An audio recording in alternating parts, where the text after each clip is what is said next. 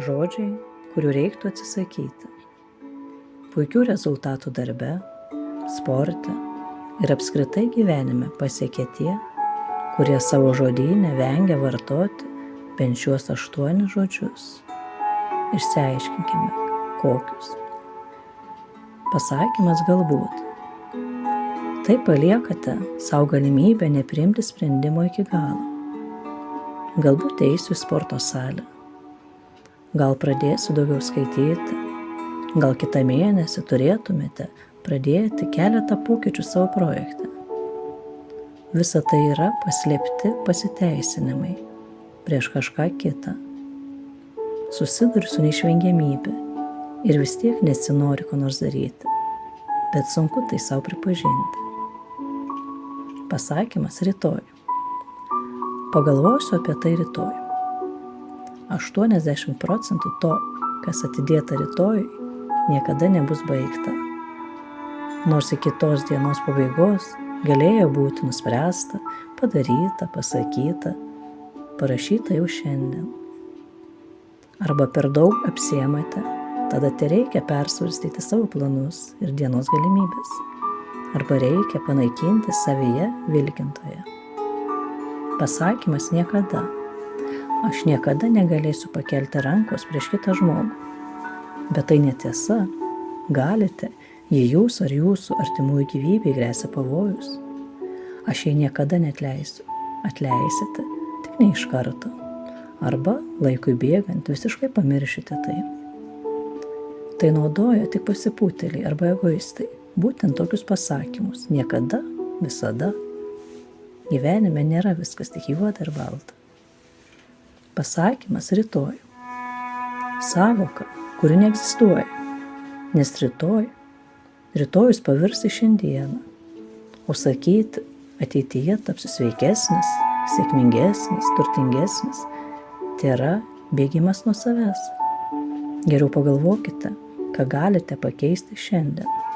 Ką norėtumėte pasiekti šiandien, kokį vieną mažą tikslą galite pasiekti ir įgyvendinti iki šios darbo dienos pabaigos. Pasakymas gaila, kad nuoskaudos pradeda formuoti didžiulį neigiamos patirties kalną, kuris tiesioginė prasme spaudžia prie žemės. Jūs nebesate tas pats žmogus, koks buvote net prieš 6 mėnesius. Jūs jau žinote, ką galima padaryti, o ko ne. Jūs jau padarėte, darote tam tikrą pasirinkimą. Ir todėl nėra prasmės gailėtis to, ką padarei ar nepadarei. Jūs neturite laiko mašinos, kuri viską sugrąžintų ir sutvarkytų. Begalinis gaila, kad tai yra kelias ratu, ieškant kažko, ko nebegalima rasti. Pasakymas nėra už ką. Dėkojame, kad padėjote rengiant ataskaitą. Jūs atsakote, nėra už ką. Ir po mėnesio jūsų kolega ateis pas jūs, lyg nieko nebūtų nutikę, manydami, kad jūs tiesiog turite padėti jiems surašyti ataskaitą, nes esate kietas bičiulis. Pakeiskite žodį, nėra už ką, prašom. Jūsų įdėta paslauga, laikas, pastangos turi vertę, o žodis prašom yra veiksmingiausias ir pozityviausias būdas draugiškai perteikti šią vertę. Net jei tu tikrai esi nesavanaudiškas ir atviras žmogus. Pasakymas neįmanoma. Neįmanoma numesti 5 kilogramų per tokį trumpą laiką. Neįmanoma mesti šito kvailo darbo, nes neturiu pinigų.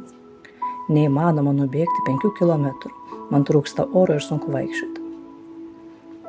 Visą tai jūs papasakokite apie tą neįmanomą žmonėms, kurie turi širdies problemų, diabetą arba sveiksta po automobilio avarijos ar sporto traumos. Jie nepasidavė vien tam, kad šį rytą jiems buvo sunku išlipti iš lovos ar eiti darbą. Arba papasakokite savo vaikams apie tai, kas yra neįmanoma. Iš savo vaikų galime pasimokyti, kad daug kas yra įmanoma. Mūsų praeities neigiamų įvykių patirtis, apgailestavimas ir įprotis viską, kas mums atrodo per sunku, vėl perkelti ir naudoti rytoj, ateityje arba niekada. Štai kas lemia jūsų neįmanomumą. Pasakymas netyčia. Visiškai netyčia suklydau, netyčia pamiršau. Atsitiktinai buvau šiame renginyje. Nesąmonė. Tu buvai netidus ir todėl suklydai. Buvai per daug užsiėmęs, todėl pamiršai. Norėjai eiti tą vakarėlį ar konferenciją ir paskutinę akimirką radai tam būdą. Protingi žmonės patys daro išvadas, kad toliau nedarytų to, ką padarė atsitiktinai pirmą kartą. Atsitiktinumai nėra pats geriausias pagalbininkas tikslo siekime. Tam yra ryžtas ir atkaklumas.